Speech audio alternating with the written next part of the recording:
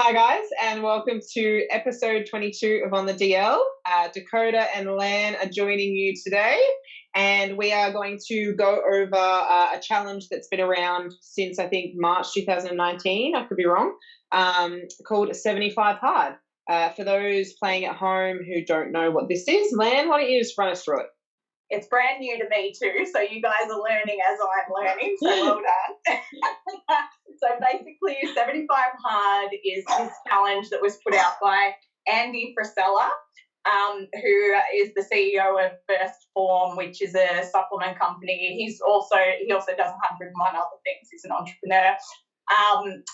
But basically, he brought out this 75 Hard challenge as a mental toughness program. And it had a certain set of rules that you had to achieve every single day for 75 days. If you broke any of those commitments over the 75 days, you have to start again. So the whole concept is about making it through that 75 days with enough mental toughness to commit to all of it. The first commitment that you had to make was to follow a diet. There's no particular structure, so it's no set diet that you have to follow, but you have to follow a diet. It has to have no cheat meals and no alcohol involved. Second one was two 45-minute periods of exercise in the day. No specified exercise, so it's not set out what you have to follow, but one of them does have to be completed outside. The third one that you have to tick off is a gallon of water a day, which in Aussie language is about 3.8 litres of water a day. Then we had 10 pages of a non-fiction entrepreneurial book each day that you have to read, and a 5-minute cold shower, and last but not least, progress pics every day. So you needed to tick all of these things off for 75 days straight to be able to say that you've achieved 75 hard. So Dak and I were intrigued by this one because we got asked by a couple of our clients about it. To be honest, it kind of came to fame on TikTok, which I'm not on, so I had never heard of it until a client brought it up, and you were the same. You saw it on social media, and then a client asked about it, right? Yeah, I saw it on, I can't think of the name of her, but somebody I follow did it probably like 6 months ago, and I was like, oh, what's that? Never heard of that before. And then I read up on it, and I was like, wow, okay, this is a lot. It's super interesting. So I think the way Dak and I want to break it down today, we don't have any opinion on Andy. We're not going to talk about Andy or his background. All we're going to do is look at the different components that you have to follow and sort of look at the pros and cons of it, and then look at it as a whole. So Dak, why don't you talk a little bit about point number one, so just following a diet. A diet. Now, I mean, I kind of like the fact that it's not really a structured diet. Like, he hasn't gone and picked, keto or low carb, or, he hasn't chosen one. So I kind of like the that's probably a pro for me. It's not restrictive. Yes, 100%. But in saying that, what constitutes a diet? Like, and in regards to the diet as well, there's obviously no alcohol and no cheat meal, but then also what constitutes cheat meal. So it's like, that's right. You could kind of, I want to say, cheat the system. But it also depends, I guess, on how hard you go. I think a negative way you could look at it is, people have a tendency to go really hard, of course, 75 hard, and they love to make things harder for themselves. So I feel like a lot of people would take it too far. Like, I'd be like, 1,200 calories. Yeah, that's perfect for me. I'm going to do that for 75 days and just completely cook themselves. Yeah, chicken and broccoli all day, every day for the next 75 days.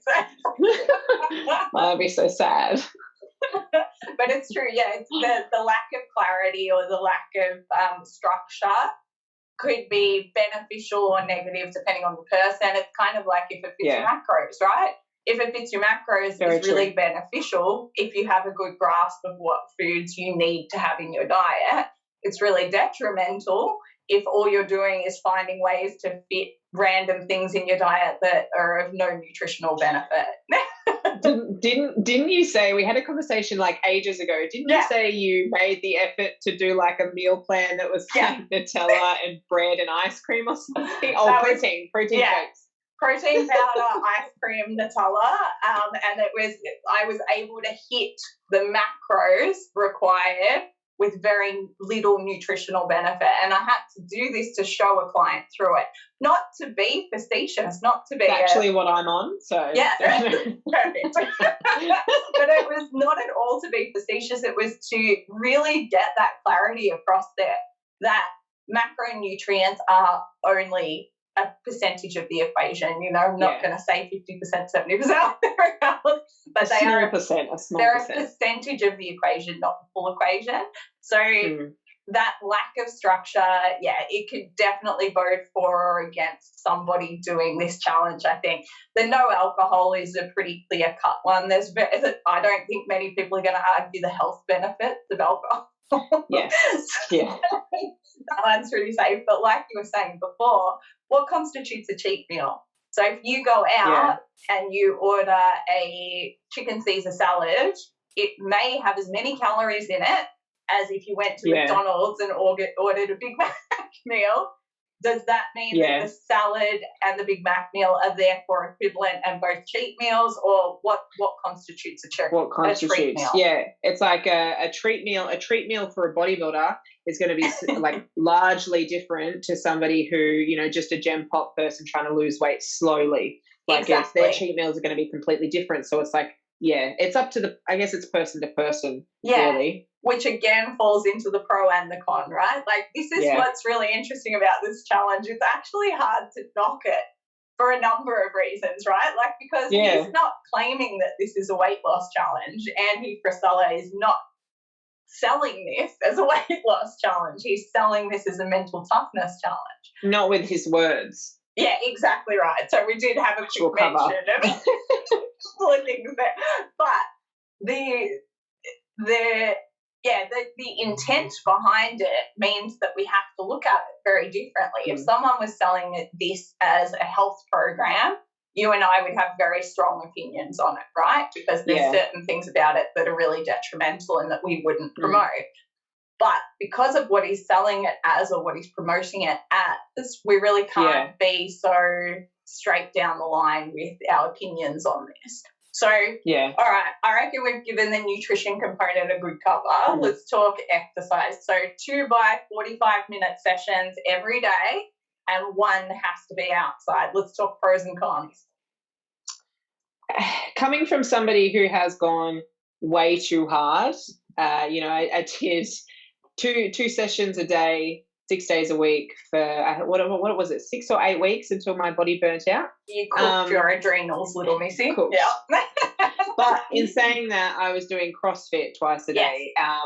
So I think it depends on the person. Obviously, if we're looking at a gem pop person, they're not going to work as hard as, you know, an elite level athlete. They're going to, you know, and when you say workout, you know, does a 45-minute walk outside count as my outside workout for the day? I mean, technically, I've tracked it on my watch. Like I burnt some cows.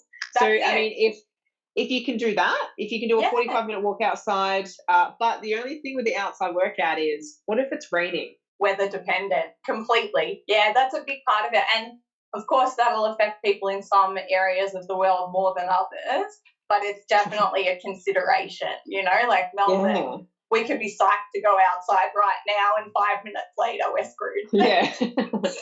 Yeah, 100%. But it's true. It's a legitimate concern. But you're right as well about the whole, you know, the intensity that different populations would go at when they're training. So doing a 45-minute yoga session in the park, we could see that as hugely beneficial. If you go to the gym, go to the gym in the morning, do a 45-minute workout, then go to the park in the afternoon and do your yoga to calm yourself down before you settle in for the evening. For your cold shower. That's it. That could be hugely beneficial. But the other way that people could take it, which is like what we were saying with the nutrition, because there is no structure, people could take it as a challenge, go too hard and get themselves injured, burnt out. cooked adrenally, all of those sorts of things. So I guess if you were going to do a challenge like this, it would almost be worth having a coach oversee it so that they can give you the structure where it's lacking so that you can get the most out of the whole 75 hard situation while still achieving the mental toughness out of it. So having someone give you the structure doesn't take the mental toughness out of it at all. You still have to stick to it. Yes. Yeah. No, I agree. Definitely from a safety perspective of the training aspect, I think definitely having some guidance, or more so, it's hard, right? Because on one hand, I want to say maybe, go 145 session, go a little bit slow, 145 session, go a little bit hard. But then it's like, there's almost like if you say go slow and go hard, there are people that their hard is like a 5 out of 10. Yeah. But then other people's hard is like a 10 out of 10. And it's just, it's dependent on person to person, which makes it quite difficult to kind of, I guess, structure. That's it. And it would so depend on your previous history as well, right? Like if you're coming from nothing and you go to everything, your risk of getting injured is a lot higher than if you were already doing, if you're already going at 75 and you took it up to 100, you're less likely to get injured in that circumstance and less likely to burn out. So I think from an exercise perspective, I think there just needs to be a bit more guidance behind it to make it a functional component of the challenge. I think with the training, I think the best thing you could do coming into this challenge would be to remember what you were doing before the challenge. Yeah. Take that into account. If you're going from 6 months of no training to 2 sessions a day, maybe ease into it. Ease yourself into it. That's a very logical, proactive way to go about it, and you're still ticking the box. You're still achieving what you're setting out to achieve. All right, now the third point is one that we don't really need to argue too much. So 3.8 litres of water a day. For most people, that's going to be beneficial rather than detrimental. Maybe don't go straight up to 3.8 litres a day if you've been drinking 500 ml a day for the last 2 years. Unless you want to live on the toilet, that's fine. Exactly. You'll be weeing every 20 minutes. And also if you have pelvic floor issues or something along those lines, maybe start out a bit slower than that and see what works for you.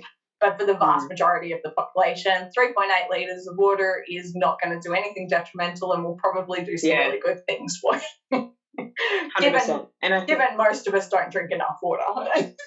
No. I think this is once again just another great example of be aware what you were doing before. Exactly. Just like, as you would ease into the training aspect of it, ease into the drinking aspect of it, it's, you don't want to you should never go from 0 to 100 because it's uncomfortable for various different reasons. And tends to have detrimental outcomes of one sort or another, sometimes small, sometimes big.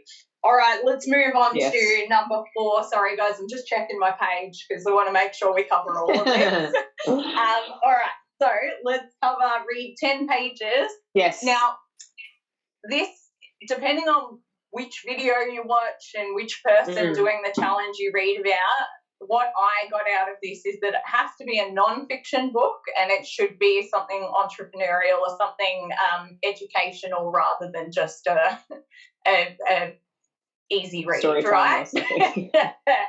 So 10 pages a day of some sort of educational or non-fiction entrepreneurial book. What do you reckon, Dak?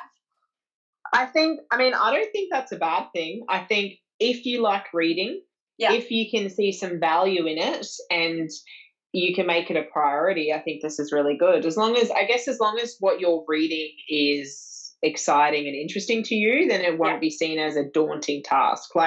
I would definitely benefit from it. I've got fucking 5 books that I have read a page of. I'm like, I'm going to read that, and I just don't.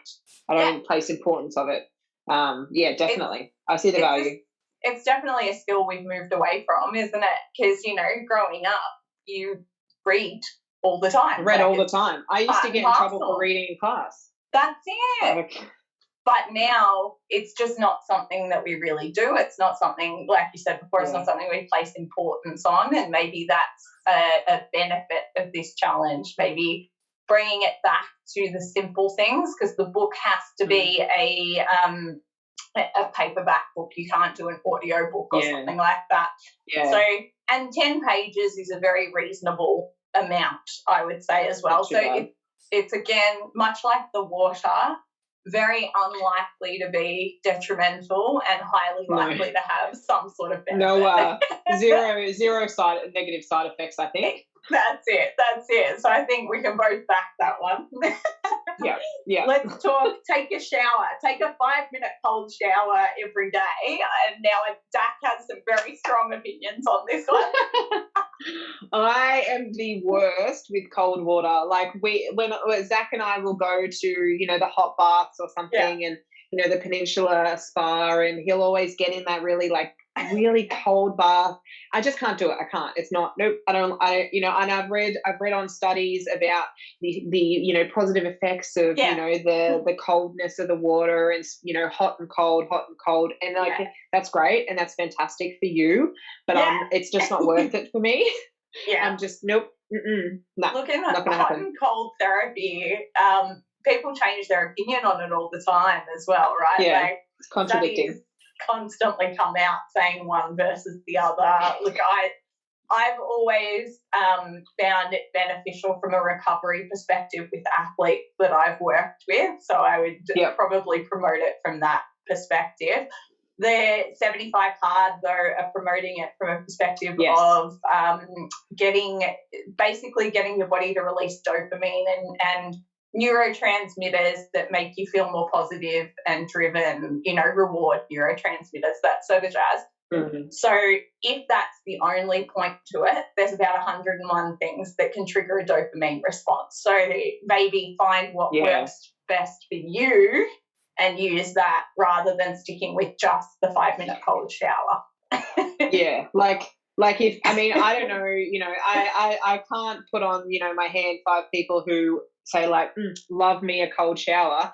So I just don't, I think it would be a real challenge to consistently do that every single day for 75 days. Especially in colder climates or where people don't run hot, right? So men typically run hotter than women. So for the vast majority of men, this is probably not as unappealing as it is for women.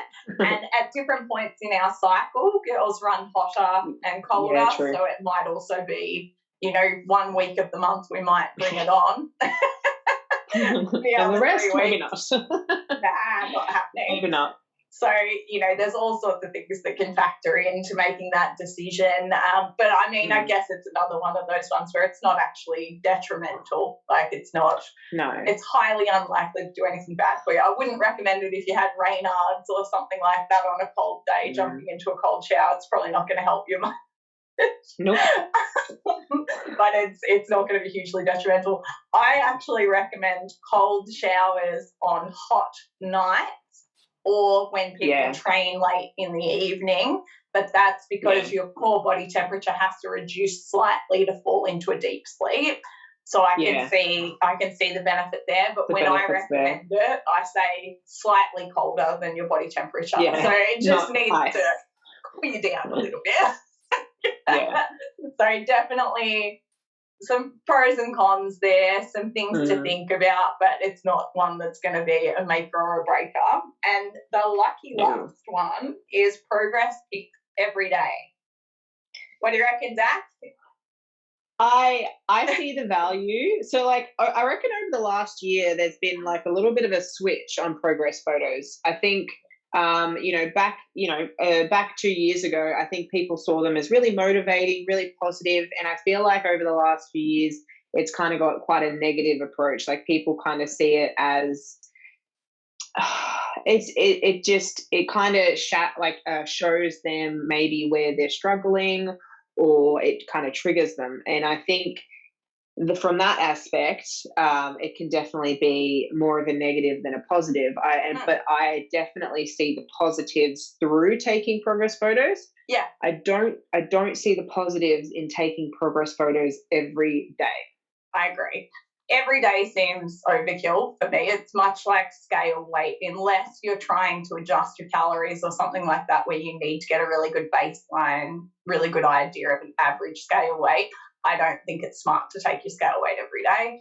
Same with progress pics. Day to day, you're not going to see that much of a difference. So it can be really disheartening to sort of look at the photo, and particularly if you have a day where you're holding fluid or something like that, that could be enough to make you fall off the challenge, because you're kind of like, oh, well, I look like crap today, so why would I bother doing it?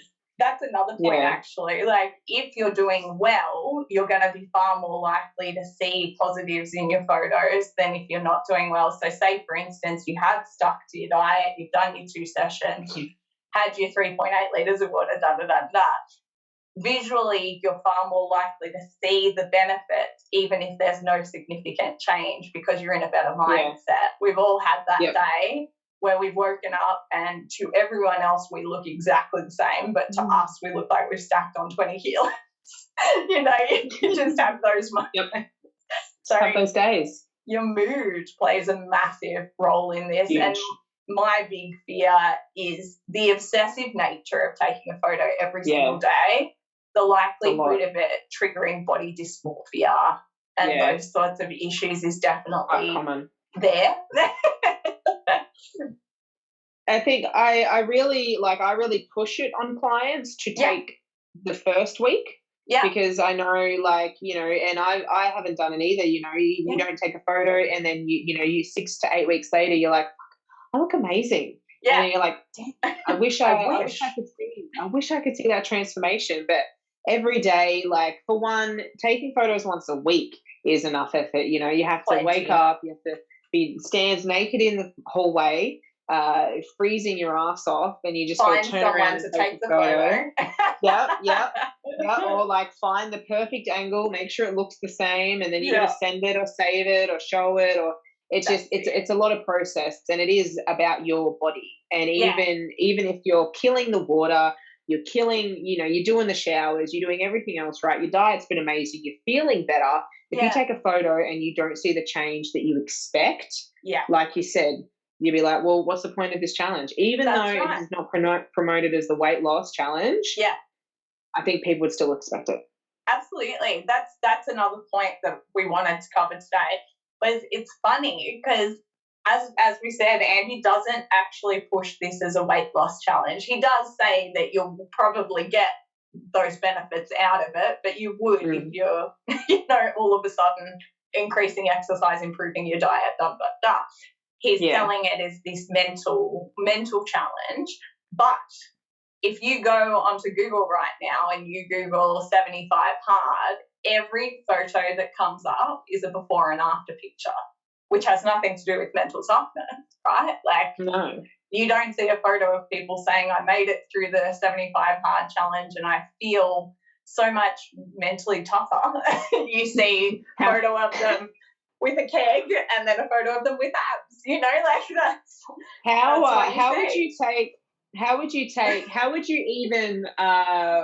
you advertise for a mental toughness transformation? Definitely. How would you? That's how we do this, right? How would you even advertise, like, it changed my life? How can I sell this? That's it. It's a very unique system to kind of critique, because critiquing it from one perspective, you could definitely say it's got some detrimental impacts, but critiquing it from another, there's probably not. I think it's because a large portion of the population see weight loss as happiness. Yes. Or positive, like, oh, you're overweight, you must be unhappy. Yeah. Like, oh, you lost weight, you must be so happy now. So I think the before and after photos unfortunately kind of help that.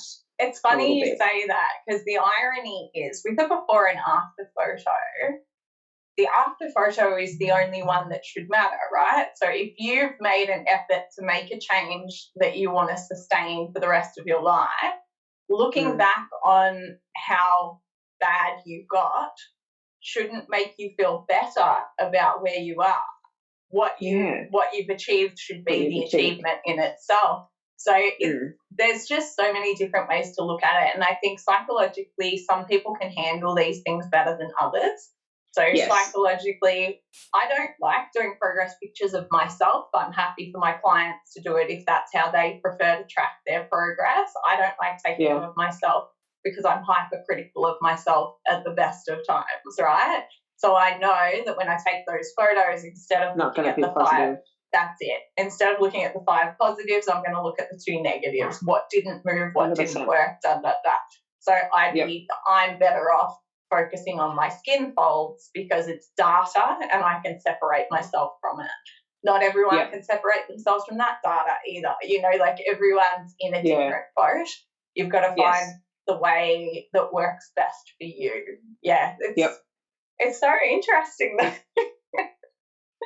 It really is. It really is. Like, and there's a handful of people that could do this challenge and it could really change their life and they could take a few positive changes away from it and then just continue on. And then there's a handful of people who will get halfway through, fail, and go backwards.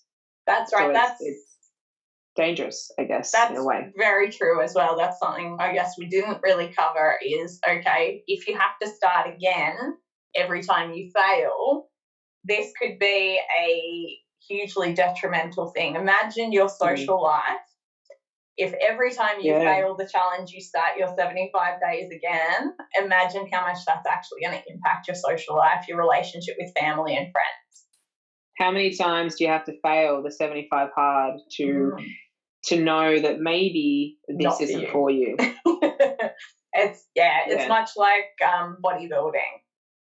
Bodybuilders who are breaking their diet 6 to 8 weeks out from comp are probably not suited for the sport, you know, and that's okay. That doesn't make you any less successful.